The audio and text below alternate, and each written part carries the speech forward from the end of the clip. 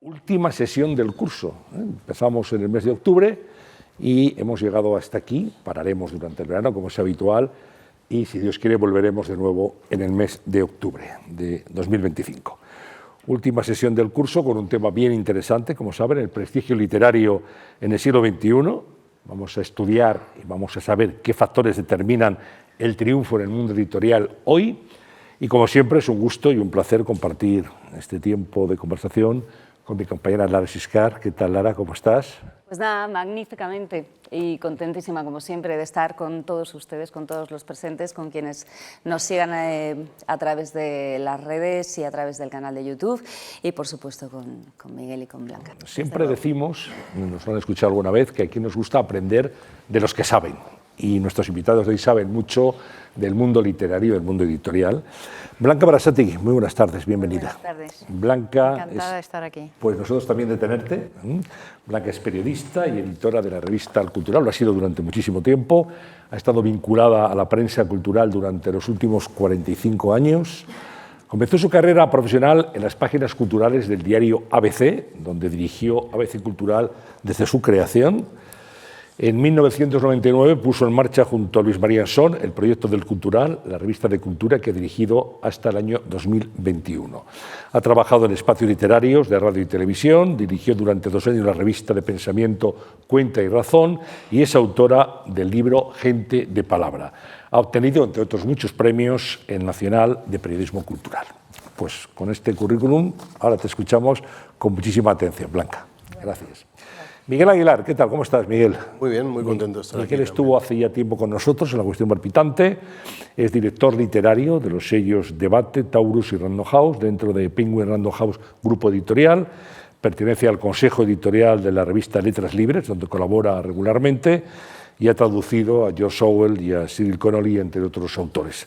Miguel, bienvenido también, un placer. Un placer. Bueno, pues vamos a comenzar. Hablamos del prestigio literario en el siglo XXI, en este siglo en el que llevamos ya 25 años vividos, que no es poco, un cuarto de siglo lo hemos vivido. ¿Cómo definiríamos, o qué es para vosotros el prestigio literario? Porque es vender mucho, es obtener reconocimiento, es alcanzar una gran calidad en la escritura, prestigio, éxito, fama. No es lo mismo y, sin embargo, son conceptos que a veces manejamos de una manera, digamos, aleatoria. Entonces, para ti, ¿qué es el prestigio, Blanca? Pues mira, yo lo primero que hice cuando me ofrecisteis colaborar aquí, encantada de la vida, pues lo primero que fui a la Real, al diccionario de la RAE a ver cómo definía el prestigio. Y el prestigio, dice, es pública estima de alguien o de algo fruto de su mérito. También en el María Moliner y en la RAE los sinónimos que ponen es autoridad, categoría, influencia, respeto, reputación. En ningún lado, en ninguno de los diccionarios pone como sinónimo éxito, ni celebridad. Eso no aparece. Y a mí me gustaría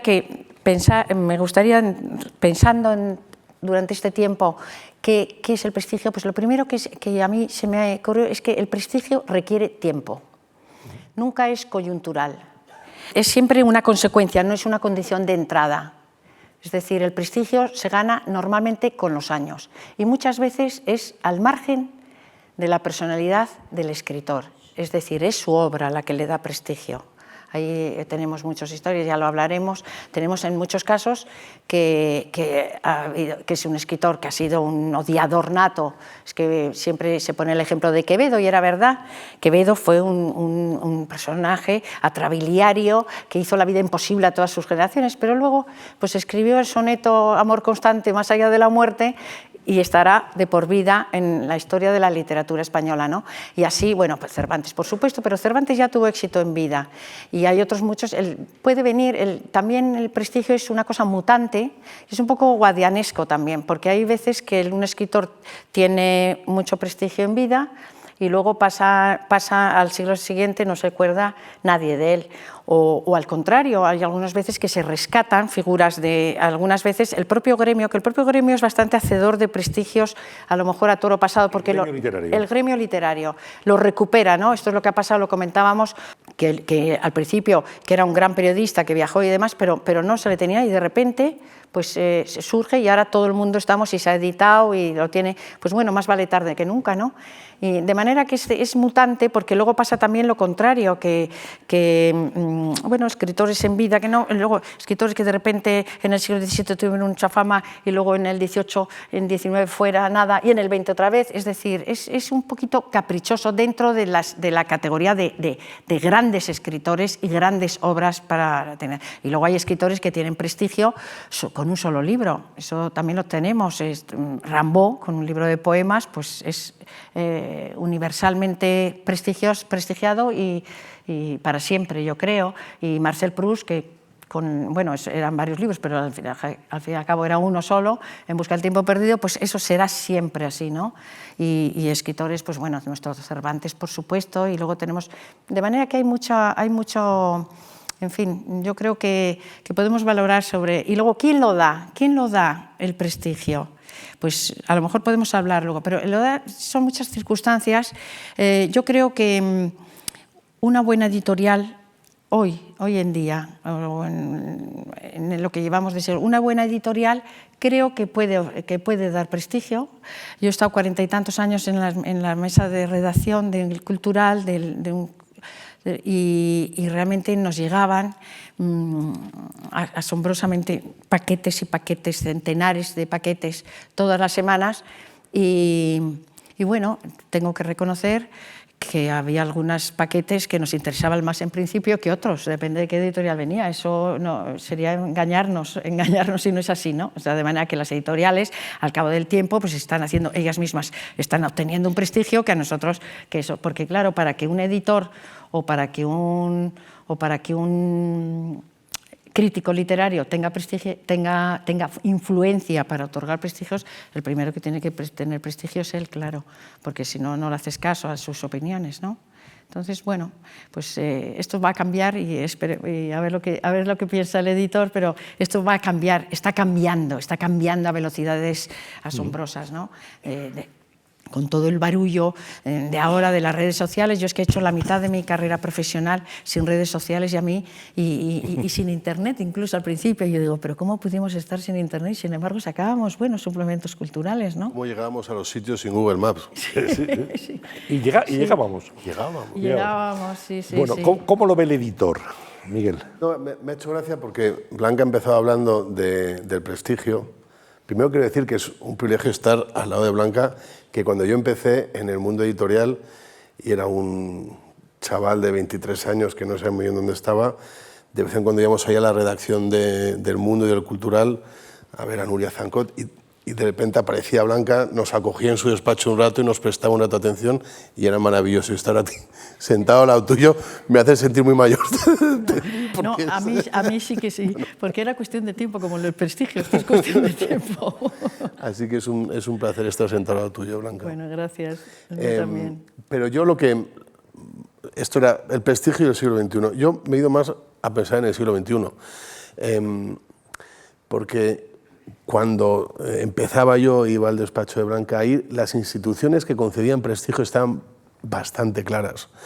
Había un prestigio que dependía de quién publicara el libro, de las editoriales, evidentemente, un prestigio de quién hablara del libro, los medios de comunicación fundamentalmente, y un prestigio que venía más bien como de la academia, ¿no? A lo largo de los últimos 25 años, que es el tiempo que llevamos de siglo XXI, eso se ha ido erosionando de una manera muy notable, ¿no? Las redes sociales que decíamos antes, todo el mundo digital, ha hecho que cada vez más esos intermediarios que antes mediaban entre la producción cultural y los lectores han ido perdiendo importancia, han ido perdiendo autoridad, han ido perdiendo credibilidad, ¿no? Lo que no tengo muy claro es qué ha sucedido, o sea, quiénes o qué instancias han sucedido a estas que antes concedían prestigio. Quizá porque no ha pasado suficiente tiempo, pero no me parece que haya un espacio entre los blogs, entre las revistas digitales, en TikTok, en todos estos nuevos medios y modos de comunicación que sean capaces de conferir ese prestigio. Sí sabemos que esas redes son capaces ahora de aupar a los libros a cifras de venta muy importantes, ¿no? TikTok es el fenómeno más impresionante por la capacidad que tiene de que un agente recomiende un libro y eso se viralice y logre vender pues, cientos de miles de ejemplares. El caso de Tan poca vida, la novela de Yana Yaguabihara, es el más notorio, ¿no? El más paradigmático. Ahora mismo me parece que no está muy claro quién puede conceder el prestigio. Evidentemente, quién publica un libro es importante. Las editoriales todavía, como emisores de esos libros, lanzan un mensaje, porque cada una ocupamos un lugar determinado. Algunas buscan pues, más comercialidad, otras buscan más calidad, unas les preocupan unos temas, a otras, eso es muy importante. Y quien se hace eco de ello también juega un papel, pero me parece que cada vez menos. Y el problema que tenemos es que ahora podemos cuantificar muy bien cuántos lectores hay, quién lee, qué tipo de lectores se ocupan de cada libro, etc. Pero las cosas que son más intangibles, que son más cualitativas que cuantitativas, creo que estamos todavía sin brújula, ¿no? sin poder encontrar muy bien una manera de orientarnos en esa jungla. También creo que es muy interesante lo que ha dicho Blanca en cuanto a cómo el prestigio es guadianesco, aparece y desaparece. Hay un ejercicio que Penguin Libros, los clásicos de Penguin en el Reino Unido, cada 10 años o así, actualizan los títulos que mantienen vivos de grandes clásicos de la literatura mundial, ¿no?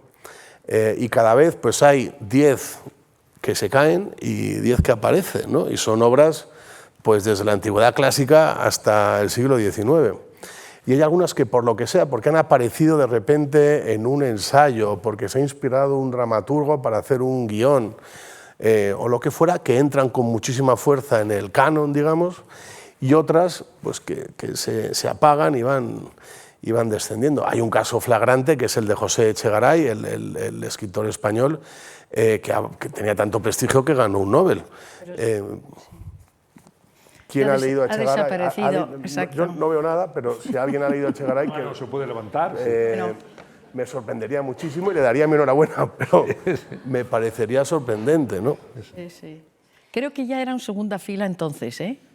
Pero con muy buen marketing, ¿no? Vamos, por lo menos en Suecia. Por lo menos en Suecia. Los suecos muy despistados.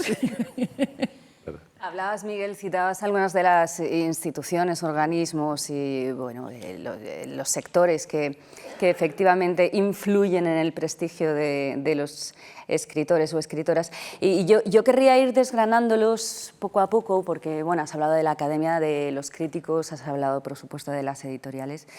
En el caso de las editoriales, hablaremos también de los críticos, pero en el caso de las editoriales os pregunto, sí que hay una sensación de que antes el prestigio se basaba en gran parte en que una editorial con un sello importante y reconocido pues te apoyase, te publicase, te respaldase, te promocionase. Pero ahora en la era así de la autopublicación y de las redes sociales, me pregunto si las editoriales habéis perdido influencia, si lo habéis medido, si estáis en ello, si os preocupa, o si más bien pues bueno, es al contrario, estáis pendientes de otros canales de publicación que ya no son las editoriales, como pues para intentar captar nuevos talentos u otras oportunidades de mercado dentro de la literatura. A ver, la autopublicación es algo a lo que prestamos atención porque siempre hay pues, fenómenos que de repente alguien autopublica su libro y tiene un gran éxito y siempre es interesante. Siempre es interesante porque además los fenómenos autoeditados, en cuanto pueden publicar en un sello, como decías tú antes, de prestigio, que te apoye, etcétera, lo prefieren infinitamente. Entonces, en ese sentido, estamos tranquilos en tanto en cuanto la alternativa de la autoedición es una alternativa secundaria que yo solo para todos los autores. Si pueden publicar con una editorial, lo prefieren. O sea, ¿no lo consideráis una amenaza? Al revés, yo te diría que lo consideramos un campo de pruebas, no sé cómo decirte, un invernadero, ¿no? Sí, un campo de oportunidades. Claro, que es verdad que hay que estar atento. Ahora mismo hay muchísima competencia porque todos prestamos atención a eso y aparecen cosas. También te diré que yo en principio En el mundo de la edición hay muy pocos principios inamovibles, pero hasta que este se me mueva, este para mí es inamovible. Creo que todo lo bueno acaba siendo publicado por una editorial buena. O sea, el tema de que haya obras maestras que no han encontrado editor, tiendo a no creérmelo, ¿no? Y por eso pienso que en lo autoeditado normalmente puede tener mucho éxito comercial. Soy un poco escéptico a que sean grandes obras no reconocidas o no identificadas, ¿no? Los nuevos modos de publicación me parece que son una manera interesante de llegar al mercado, no me parece que sean una manera con mucho potencial de llegar al prestigio, ¿no? Me parece que el prestigio es algo que te tienen que conferir otras instituciones que tengan prestigio, ¿no? Lo que decía Blanca antes, un crítico para conferir prestigio primero tiene que tener prestigio, una editorial para conceder el prestigio primero tiene que tener prestigio ella. Y en ese sentido la autopublicación creo que no reúne los elementos suficientes como para ser un rival importante para las editoriales ya asentadas. No sé. Yo creo que tienes razón, pero no es que sea rival, que efectivamente no lo es que es un chollo. Es que los autoeditados y las editoriales de estas artesanales que salen, dos amigos que hacen y sacan los libros, los grandes son los ojeadores de ese manantial que hay de nuevos talentos, que algunas veces no tienen ningún talento, pero otras veces sí, de manera que les hacen ya el trabajo. Es decir, ellos ya, la prueba es que cuando ven que algo es importante de lo autoeditado, cuando ven a esto, el segundo libro ya lo publica una editorial más o menos seria. O el mismo libro. O el mismo libro. O sea, es decir, les vienen muy bien, porque realmente es un público distinto, pero claro, ya sale. A mí es una de las cosas buenas que suceden ahora, entre tanto barullo. Pero hay cosas buenas, porque la gente puede editar su libro. No hace falta que estés paseándote como pasaba antiguamente. Llamando a puertas, escritores, ¿no? Llamando a la puerta, que me lo rechazan, que el otro que me lo rechazan, que no sé cuánto, que ha habido hasta antes de ayer, eso pasaba.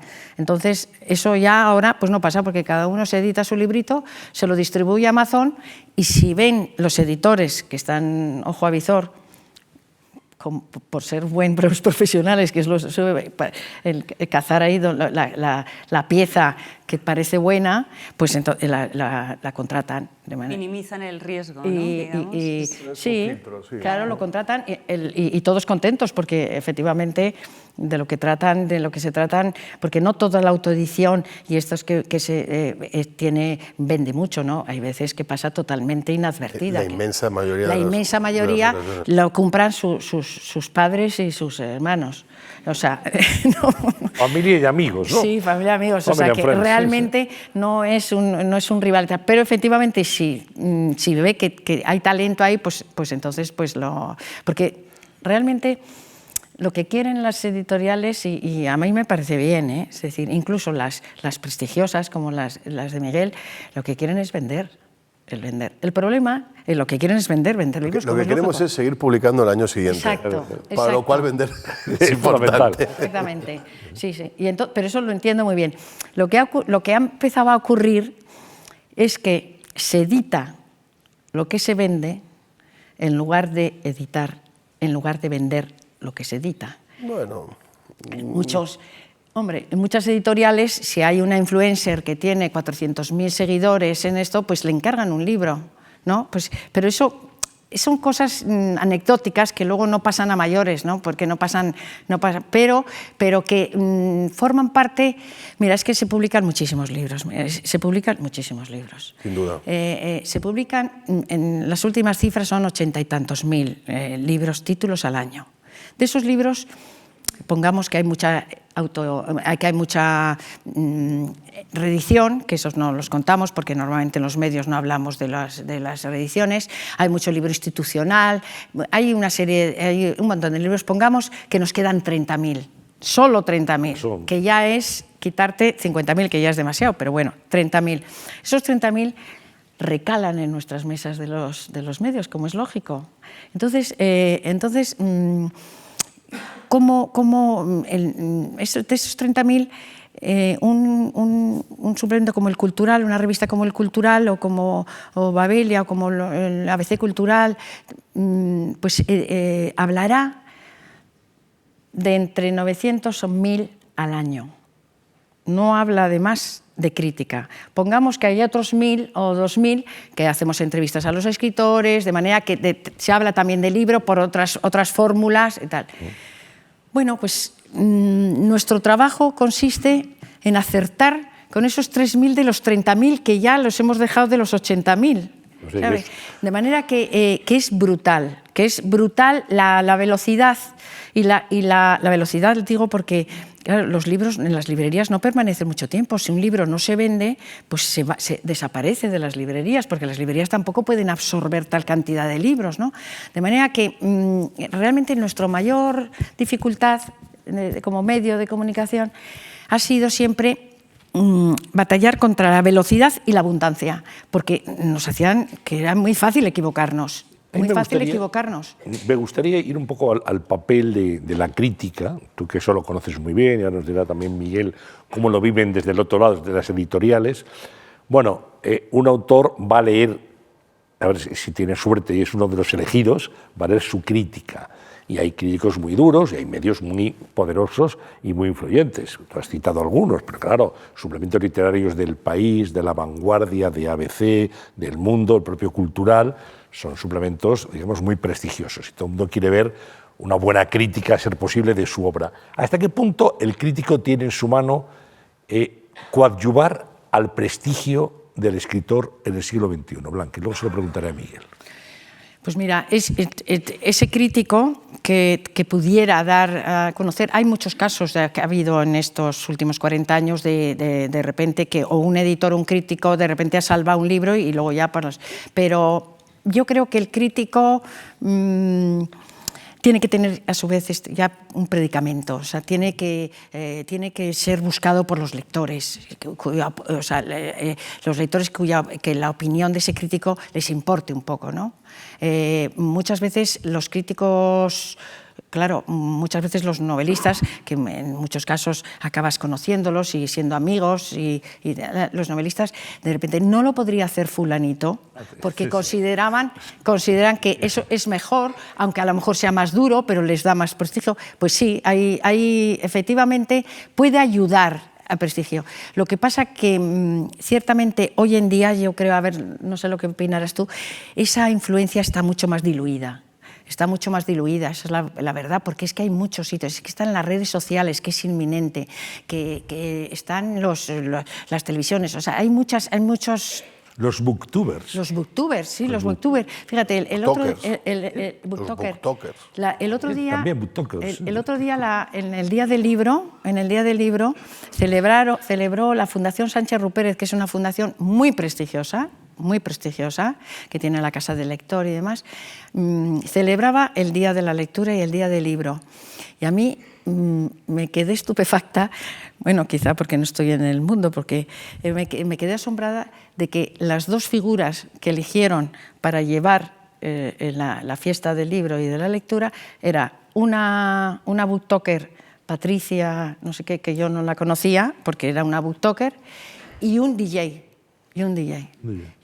Y eso fue la Fundación Sánchez Rupérez, que no es sospechosa de esta. De manera que a mí me hizo pensar, pero no me pareció mal, me hizo pensar, esta es muy inteligente porque abarrotó Matadero. Y entonces yo dije, pues la equivocada a lo mejor soy yo. Porque claro, es que esto... y entonces llego a pensar que los críticos serios, entre comillas, los críticos que publican en los medios, a lo mejor tienen que bajar al campo de minas, que son las redes sociales. A lo mejor tienen que hacerlo, porque si no, no sé, por lo menos a contrarrestar, a lo mejor. Lo que te diría es que creo que si la Fundación Sánchez Rupérez quisiera dotar de prestigio a algo que hubiera publicado, probablemente hubieran recurrido, no sé, a Javier Cercas. Es que no quería decir un autor mío, pero bueno, ya que lo dices tú, Javier Cercas. Lo digo yo porque es... Para llenar Matadero, pues hace muy bien utilizando a una booktalker y a un DJ, ¿no? Me parece que la popularización de la lectura es fundamental. El pan de mis hijos depende de eso, o sea que no voy a decir nada en contra de ello, pero va quizá paralelo al prestigio, ¿no? Y ahí yo sí que, a ver, no lo viví, pero sí que recuerdo de esa época que decían que una crítica de Rafael Conte, que era el crítico por antonomasia español, consagraba un libro y lo convertía en el libro que todo el mundo tenía que leer. Y ha habido también críticos. Ignacio Echevarría en su momento que también. es columnista del Cultural, pues también efectivamente Nadal habla Suau, de un libre, de los... sí. Pero esas figuras icónicas, como tú dices, yo creo que están mucho más diluidas. Yo creo que ahora es mucho más difícil lograr eso. Sin embargo, sí que me parece que de cara al prestigio sigue siendo mucho más importante una reseña en un suplemento que un acto en FNAC con un DJ, ¿no? Lo que pasa es que a lo mejor esa dosis de prestigio ya no te genera la notoriedad pública que antes sí te generaba. O sea, que igual lo que sí se ha producido es un poco una escisión entre la vía del prestigio y la vía del consumo masivo. Bueno, siendo libros nunca es masivo, pero popular, ¿no? Sí. Y antes sí que había una serie de padrinos o de figuras que eran capaces de conferir prestigio con abrirlo a un público muy amplio. Cercas, el inmenso cariño y admiración. Bueno, Cercas se tenía mucha admiración a Vargas Llosa como escritor, pero el cariño y la gratitud que le sentía es porque el gran espaldarazo que recibió Soldados de Salamina fue una piedra de toque, ¿no? Se llama los artículos de Vargas Llosa en El País. En El País, que le dedicó a Soldados de Salamina diciendo que era un libro maravilloso y que fue el empujón que hizo que ese libro, que está destinado pues, a vender, no sé, 5 o 10.000 ejemplares, acabará vendiendo un millón. Porque ¿no? gustó mucho al público, claro. al público sí, lector. Sí, combinó las dos cosas, ¿no? Sí, exactamente. Sí. Entonces sí que esas figuras capaces de dar tanto prestigio como popularidad, me parece que cada vez son menos. Existen, pero están más borrosas. ¿No? Yo creo que sí. ¿Y cómo pueden defenderse? Es decir, ¿cómo pueden seguir construyendo su propia audiencia, lograr mayor visibilidad o mantenerla? Porque claro, en el caso de la presencia mediática, ahí también tiene mucho que ver el prestigio. Antes, en los medios tradicionales, y aquí entono un poco el mea culpa, ¿no? Quien tenía un hueco, por ejemplo, en un telediario, casi siempre eran autores o autoras de reconocido prestigio, como se decía antes, ¿no? Ahora juega mucho la popularidad. Ahora, personas de reconocido prestigio a lo mejor dicen, bueno, ya, pero es que estos no les conoce nadie, ¿no? ¿Cómo se pueden defender ante eso? O sea, un prestigio que está basado pues, en la calidad literaria, está basado a lo mejor en el riesgo, en el argumento o en la forma como puede luchar contra la popularidad, que no quiere decir que no escriban bien, pero bueno, que tienen más facilidad para entrar en los medios tradicionales. ¿Cómo se puede compensar eso, si es que se puede? Ocurre, Lara, no sé exactamente cómo ocurre. Si lo supiera, todos mis libros irían fenomenal y desgraciadamente no todos van fenomenal, pero ocurre. David Uclés, que acaba de publicar, bueno, hace más de un año, La Península de las Casas Vacías, en una editorial maravillosa, pero mediana, pequeña, ha logrado vender casi 100.000 ejemplares y es el gran éxito del último año, gracias al apoyo de libreros y de lectores. Pero se paseó por muchas editoriales que le dijeron sí, que dijeron que no, sin duda, pero al final lo logró, ¿no? Irene Vallejo es otro ejemplo. ¿Es la misma editorial? De la misma editorial. Andrea Abreu, con una novela muy complicada, escrita en canario, y sin embargo ha logrado un éxito muy consolidado. Hablo no de editoriales grandes, sino de editoriales pequeñas, ¿no? Con lo cual esa apuesta por lo literario y por la calidad, por la vía del prestigio, sí que logra llegar a públicos muy amplios. Creo que hay un factor que es el apoyo de los libreros. Creo que esto que estábamos hablando antes del prestigio de la crítica, a quien sí que llega en primera instancia es a los libreros, que forma parte fundamental del mecanismo, ¿no? Es una parte clave. Y luego entran a jugar muchísimos elementos. Han Kang, que es una autora coreana, gracias a que le dieron el premio Nobel, pues ha logrado tener una difusión inmensa. En fin, ocurre.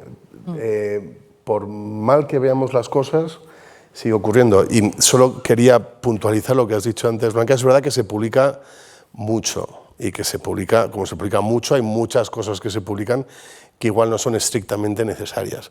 Pero creo que se publica mucho bueno también, Sí, muchísimo sin duda, bueno. sin duda. Y creo que se siguen publicando cosas que difícilmente vayan a encontrar un público masivo, pero que las publicamos porque pensamos que merece la pena que existan, ¿no? ¿Tú Y eso publicas es. cosas que sabes que no va a tener lectores? Sí. ¿Puedes Hombre, que no va a permitirte tener ese ningún lujo? lector, que no va a tener Ninguno, ningún no. lector Sí, intento de- altruismo. No, Ya. pero que no va a pasar de 500 o 1000 ejemplares.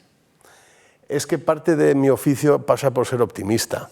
Entonces, si te gusta, piensas, seguro que algo venderá. Sí, sí. Luego, si ves los grandes números, pues el 80% de los libros, que es una regla de estas fijas, ¿no?, en casi cualquier campo de la vida, el 80% de las cosas que publicas no cumplen tus expectativas y muchas se quedan muy por debajo de ellas. Y si lo miras con frialdad, pues sabes que vas a publicar ese libro que no va a funcionar, pero entonces no lo publicas, con lo cual tienes que hacer un ejercicio de ciencia Yo ficción cuando y he decir, dicho lo lo voy de a que se conseguir. ve lo que se publica, no pensaba en tus No, editoriales. ni yo, no estoy haciendo una defensa No mía, pensaba, estoy haciendo no una defensa pensaba. corporativa de toda mi sí, profesión. sí, sí. No. Pero fíjate con esto, realmente la venta de libros no da prestigio, ¿no? No da prestigio. La venta per sí, sola. El vender mucho. muchos libros Ser no da superventas. prestigio.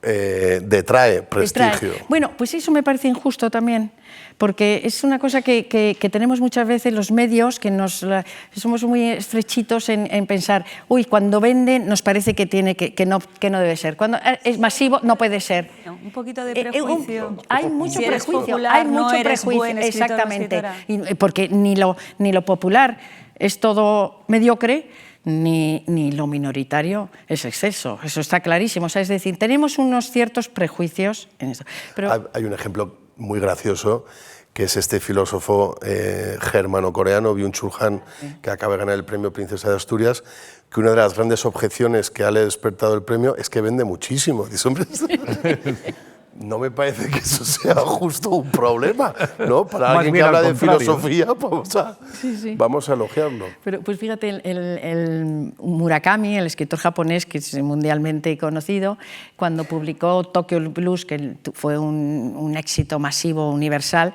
en las primeras semanas en Tokio vendió 2 millones de ejemplares. Y entonces se fue a promocionarle el libro a Estados Unidos y él pensó, en Estados Unidos, con lo que les gusta, el capitalismo y las cifras y que tal, voy a arrasar, ¿no? Y entonces efectivamente siguió vendiendo muchos, pero le contrató como columnista el New Yorker. Eso lo cuenta Murakami en un libro que se llama ¿De qué hablamos cuando hablamos de escribir? Y yo lo he leído ahí, vamos, lo puede leer todo el mundo. Y entonces pues bueno, escribió en el New Yorker y se dio cuenta que el prestigio se lo daba New Yorker y que cuando en Estados Unidos venían los periodistas del Washington Post o del New York Times o de lo que fuera, o de las revistas literarias allí, que son buenísimas muchas, le venían a preguntar, dicen, la cuestión es que no les importaban los millones de ejemplares que en esto. A mí el prestigio en Estados Unidos me lo abrió el New Yorker, ¿no? Y claro, y tiene razón, el prestigio fue la revista.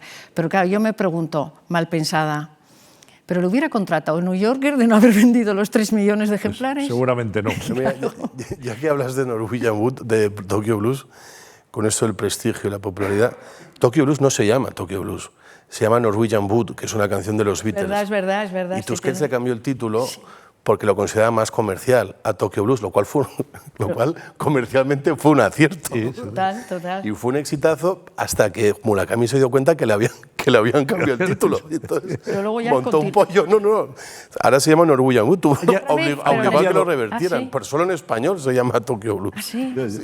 Es curioso. Bueno, hablabais del premio Princesa de Asturias y quería tocar el tema de los premios para el prestigio. el premio Nobel, Princesa de Asturias, y otros premios como el Nadal, el Planeta, en fin. ¿Ganar un premio literario, ganar algunos premios literarios, eso fomenta, a vuestro juicio, el prestigio o puede fomentarlo de un escritor? Yo creo que algunos premios que has citado, el premio Nobel, el premio Princesa de Asturias, el premio Cervantes y pocos más. Y pocos más. Creo que no dan, los demás creo que son más bien flor de un día o de un mes de presencia mediática del escritor. Yo creo que son pocos los premios. Y te diría más, hay veces, ahora por ejemplo, el último que ha sido la coreana Han Kang, que es muy buena, la verdad. Yo lo he leído gracias a que es el premio Nobel, porque yo no tenía ni idea de quién era hasta entonces. Pero se está vendiendo mucho en España, o sea, se está vendiendo y está gustando a los lectores. Y eso ha sido, lo que hacen estos premios sobre todo es descubrirnos, a los que son mundialmente universales, pues del otro lado. Pero por ejemplo el año pasado votaron a Fosse, y ha pasado sin pena ni gloria. Casi, bueno, los ¿no? libros que están en la calle en ese momento sí tuvieron un repunte. Muy poco. Es un autor más complicado. Pero yo creo que los otros premios, pues normalmente son económicamente muy rentables, incluso algunos grandes escritores han prestigiado a ese premio porque se han presentado, es decir, bueno, yo creo que los premios, excepto esos, creo que son un poco una cosa coyuntural. Bueno, creo que no. ¿Cómo lo veis desde una editorial, Miguel? Hay dos, están los premios al libro editado, como el Pulitzer, el Nobel, el Princesa de Asturias, que además es una obra, y los premios al libro inédito, ¿no? Como el Planeta, el Alfaguara, muchos otros premios que yo creo que van por otro lado. Los premios sobre la publicidad yo creo que sí que dan prestigio, y sobre todo desde nuestro punto de vista, que buscamos prestigio, pero también buscamos vender libros, en una mesa de novedades, ¿no? Un lector entra y hay muchas novedades. Y yo lo que busco son argumentos para que el lector coja mi libro y no el de al lado. Y que tenga un premio, pues es un argumento estupendo, claro. En ese sentido, entre que gane un premio un autor mío y no lo gane, ayudaría a la venta, pero no sé si ayudaría al prestigio, por eso son distintos. Bueno, o sea, a la venta seguro, pero el prestigio también. Bueno, es una venta motivada, o sea, ganar un premio está bien, ¿no? Sí, sin duda. No te dan un premio. Mucho mejor que no ganarlo. Por eso. Entonces, digamos que el premio certifica un prestigio, ¿no? Una importancia, una relevancia. Entonces, en ese sentido sí que me parece que va de la mano del prestigio. Y pues un lector ve que este tipo ha ganado el Pulitzer de no ficción, o que ha ganado el premio Médicis en Francia, o el premio Strega en Italia, o el Booker en Inglaterra. Y hombre, es un argumento para que coja el libro, por lo menos mire la contraportada, y si hay una serie de cosas ahí que le puedan interesar, se lo lleve a casa. Entonces, creo que sí que da visibilidad, y creo que es una visibilidad amparada por el prestigio de esos premios, ¿no? Y la academia, Miguel, que tú citabas antes, os pregunto, ¿la academia sigue teniendo el mismo peso a la hora de prestigiar a autores u obras? Pues ahora que bueno, hay muchos jóvenes que a lo mejor relativizan, ¿no?, este tipo de instituciones, lo que hacen, cuál es su tarea, incluso pues las decisiones que toman, digamos que todo está un poco más en cuestión en ese sentido. ¿Sigue teniendo el mismo peso la academia, ya que hablamos del prestigio de cara al siglo XXI, mirando a futuro? Yo creo que no, no sé... ¿La academia, quieres decir la Real Academia? Bueno, la academia, las instituciones académicas, pero también la Academia de la Lengua, por supuesto. Sí, yo creo que dan prestigio, bastante prestigio. Creo que a lo mejor la academia creo que sí que es un reconocimiento. Bien, claro. Luego, y en las academias en general, los científicos, en la ciencia, lo que pasa es que no ha habido esos premios de los que estamos hablando, pero sí también puede ser Princesa de Asturias de las ciencias y demás, pero y eso que hay grandes científicos que eran grandes escritores, como Ortega, bueno, llamando científicos a los filósofos, Ortega tiene una prosa fantástica y es un hombre y tiene muchísimo prestigio, pero muchísimo como escritor, incluso Marañón y demás. Bueno, yo creo que la Real Academia, fíjate, tiene ahora más prestigio que hace 50 años. porque está más en la vida, está más en la vida y en la conversación, porque organizan actos culturales, porque han entrado escritores más jóvenes, porque están más presentes, funcionan muy bien en la red, funcionan muy bien el diccionario en la red, están muy presentes en la vida cultural. Y antes, yo recuerdo cuando empecé a trabajar, eran unos viejecitos que estaban helados porque no había dinero ni para la calefacción en la academia, y que estaban ahí con una letrita, con un papelito que mandaban la letra, no sé cuánto. Era una cosa completamente como del siglo XVIII, era brutal. Y nadie hacía caso a la academia, entonces sí, entre ellos pues sí, se tendrían prestigio. Y en cambio ahora yo creo, me parece a mí que desde Lázaro Carreter para acá, que además la puso como en valor, puso la academia más en el centro de la conversación de la vida cultural. Creo que es más, el otro día, por ejemplo, hubo un acto maravilloso de homenaje a Machado, que estuvo Juan Manuel Serrat cantando a Machado, estuvo José Sacristán leyendo el discurso que no leyó Machado, pero porque le nombraron de ingreso en la academia, que no lo pudo leer. Y luego también, y Mayorga también contestándole como si fuera Zorín, ¿sabes? No sé, están haciendo continuamente actos, o sea, de manera que a mí me parece que la Real Academia está mejorando en prestigio. Está mejorando en prestigio. Yo coincido contigo que la Real Academia ahora está en un muy buen momento, y que entrar en la Academia, que además es un reconocimiento... Todos quieren. Ahora, yo me refería más bien a las universidades y a lo que es el mundo académico, y ahí yo creo que sí que, no solo en literatura, sino en general, la Universidad Española tiene un problema de desconexión con la sociedad, ¿no? En el mundo anglosajón, en Estados Unidos, incluso en Francia, los grandes autores de no ficción son los grandes historiadores de las universidades. En España no ocurre con cuentagotas y en contadas ocasiones, ¿no? Hay seguro que hay incentivos, pero desde luego hay una inercia en que la universidad es como un entorno cerrado donde escriben para sí mismos, sin una voluntad de que ese conocimiento que se genera allí salga a la sociedad. Yo eso lo he hecho en falta, pues eso, en historia, también en ciencia, como decía Blanca, y también en literatura. Me parece que es una lástima que todo el conocimiento que hay, con gente valiosísima, no seamos capaces de que salga a la sociedad. Sí. Cuando se trata de, digamos, valorar la trayectoria de un escritor, se suele aludir siempre, en las reseñas, a la cantidad de países donde ha publicado su obra. Ha publicado en 20 países y ha sido traducido a 15 lenguas. Y eso siempre se ha puesto como un timbre de honor, de orgullo, para un escritor, para dar cuenta de su valía y de su reconocimiento. Y como estamos hablando del prestigio, eso también a vuestro juicio, por ejemplo, tú como editor, ¿crees que es algo que llega a que la gente piense, bueno, si está en tantos países, en tantas lenguas, es que tiene que ser bueno, tiene que ser prestigioso? Sin duda, es como los premios, ¿no? De nuevo, es otro argumento a favor de la importancia y de la relevancia de un escritor. Que editores en 15 países distintos hayan decidido que merecía la pena apostar por ese texto, pues viene un poco a subrayar que no, o sea, si solo ha aparecido en una editorial pequeñita de Valladolid, con todos mis respetos para Valladolid, pues igual es un fenómeno más local, pero si ha aparecido en 15 países distintos, pues ya implica que ha logrado persuadir y conquistar a mucha gente en muchos sitios, ¿no? Con lo cual ese texto algo tiene que tener para haber llegado a tanta gente.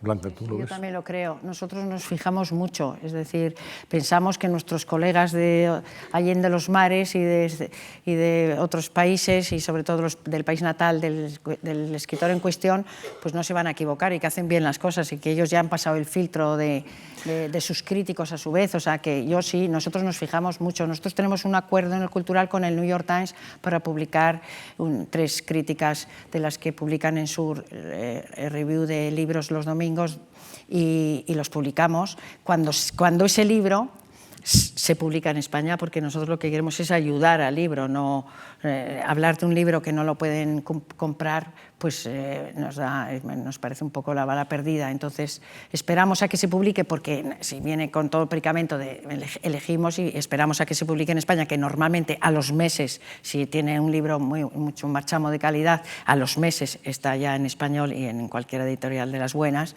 pues esperamos a que ese libro, pero hacemos la crítica del New York Times. Es un detalle que agradecemos, sobre la espera. Sí, hemos hablado antes del porque se trata de ser útiles. Yo quiero ser útil, de que no trabajamos... Y aunque hemos hablado de prescriptores antes, no podemos dejar de citar a Bernard Pivot, que también era capaz, en aquel programa llamado Apostrophes de la televisión francesa, podía también ensalzar un libro y convertirle en un... Verdad. En Sánchez Dragó, con los encuentros con las letras, también hizo, no digo que el Pivot, pero también ayudó mucho. Pero sí, salir en televisión al final, claro, sí, era un programa especializado. Un programa estupendo. Y ahora no hay ninguno. No hay ninguno. Qué curioso, ¿no?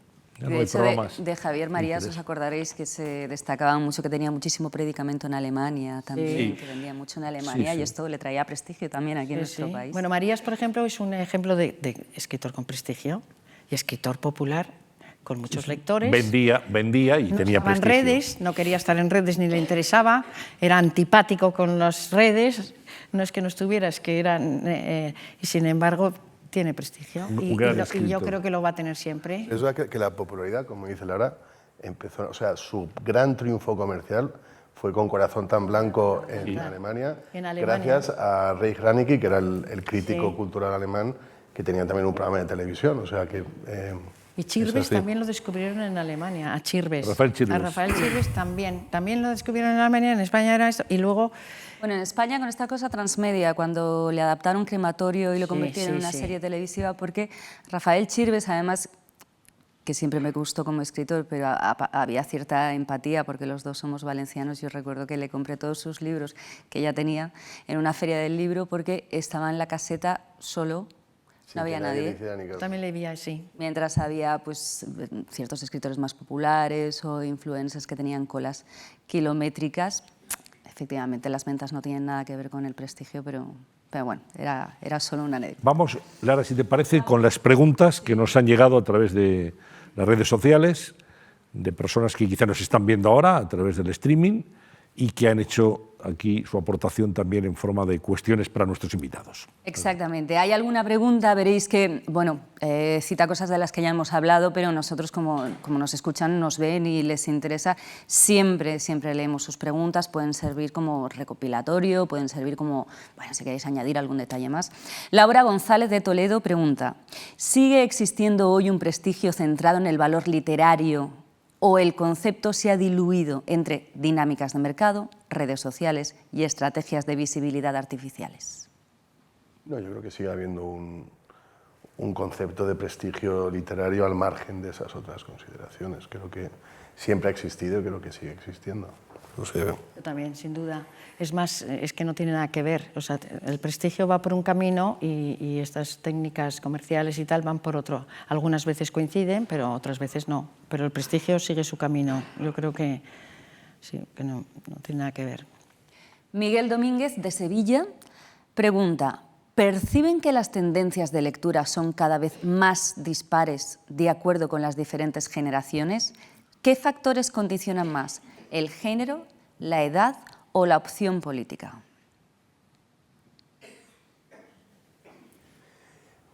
Pues... Me parece que los estudios que tenemos y tal, lo que afirma es que la gente cada vez lee más.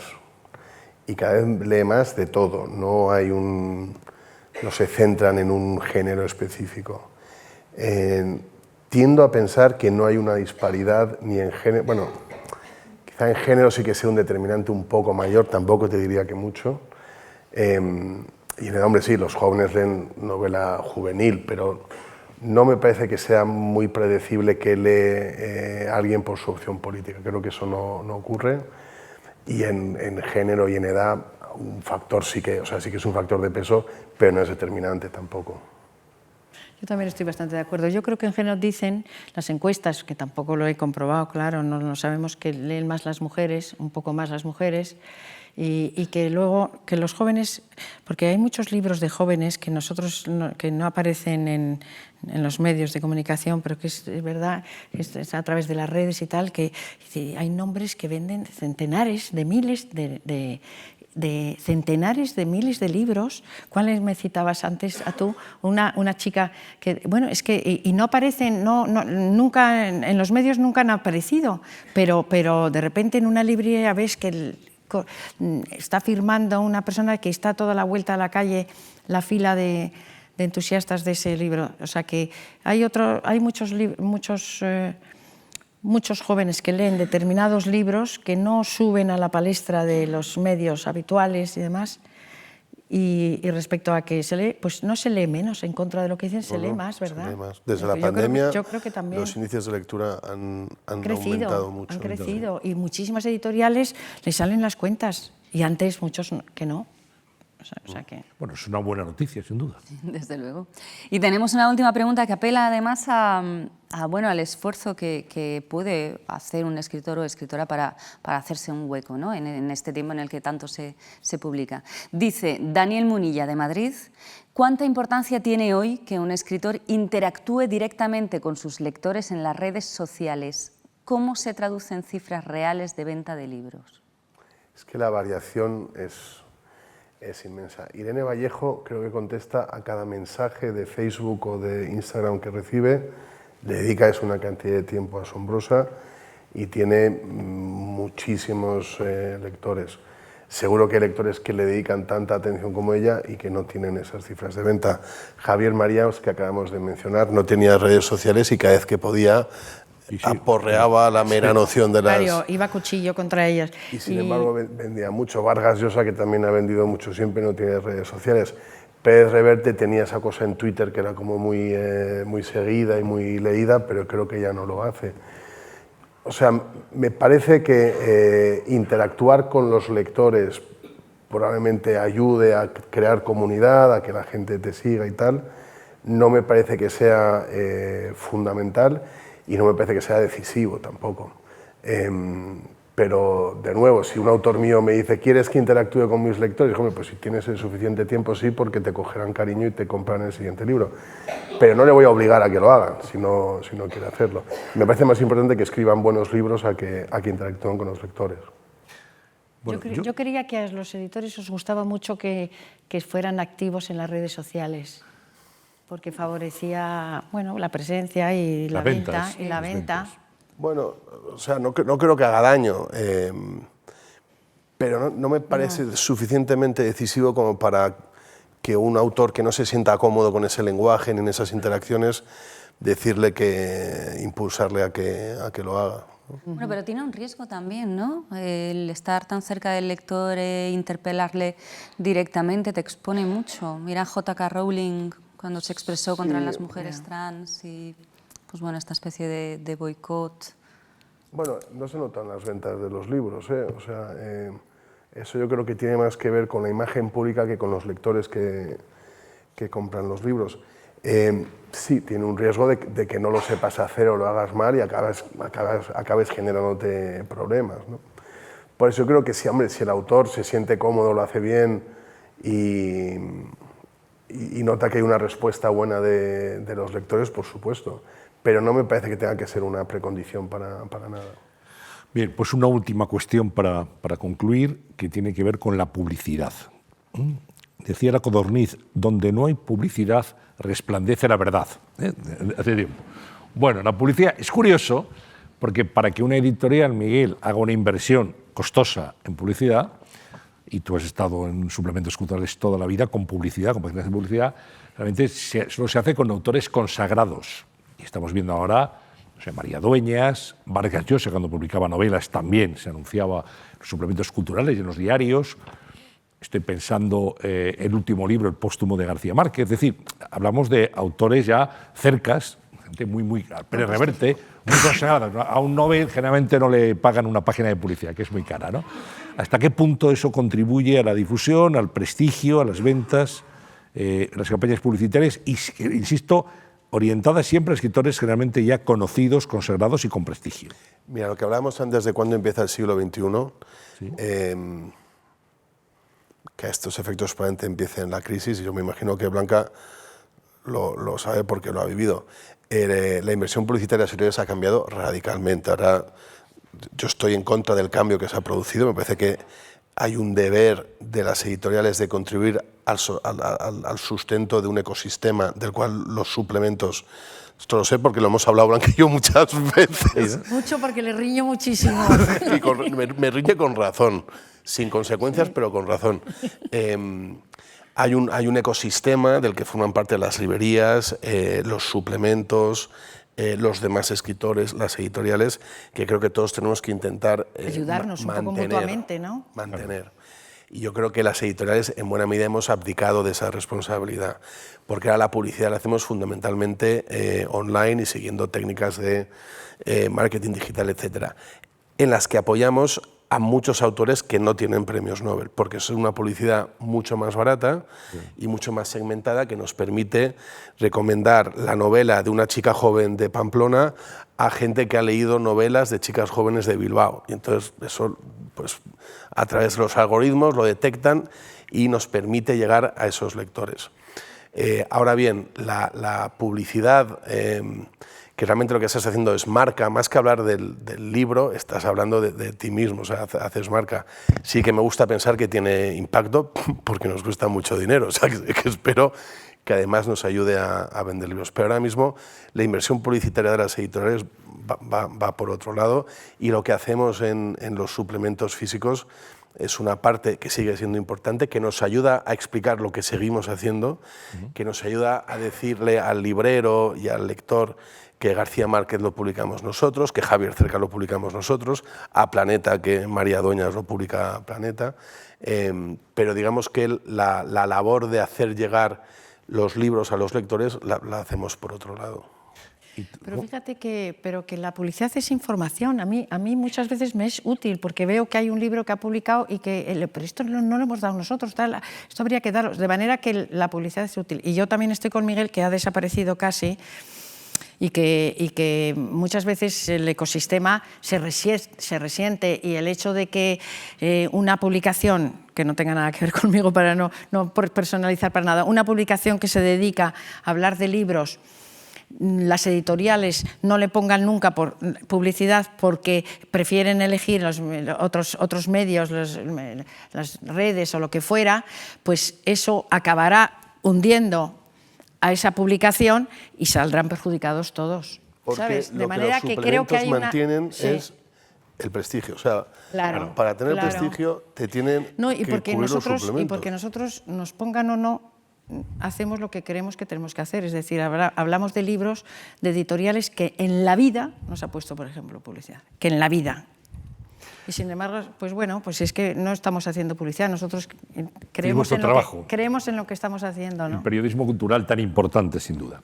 Bueno, pues ha sido un placer, Blanca Barasati, Miguel Aguilar, un placer compartir este tiempo con vosotros. Muy bien, pues llegamos hasta aquí entonces. Muchísimas gracias, Lara, gracias, Miguel, Blanca, a todos ustedes también por su atención, a los que nos siguen a través del streaming. Y ya saben que en octubre volveremos aquí en la Fundación Juan March con nuevas sesiones de La Cuestión Palpitante. Hasta entonces, gracias a todos. Muchas gracias.